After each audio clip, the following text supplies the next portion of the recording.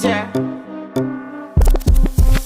And if you hear this sound, then go and bend your back, go and bend your knees, baby, shake it to the max. Will the DJ please turn up the bass to the max? Please just rewind, let me shake it to the max. Shake it to the easier.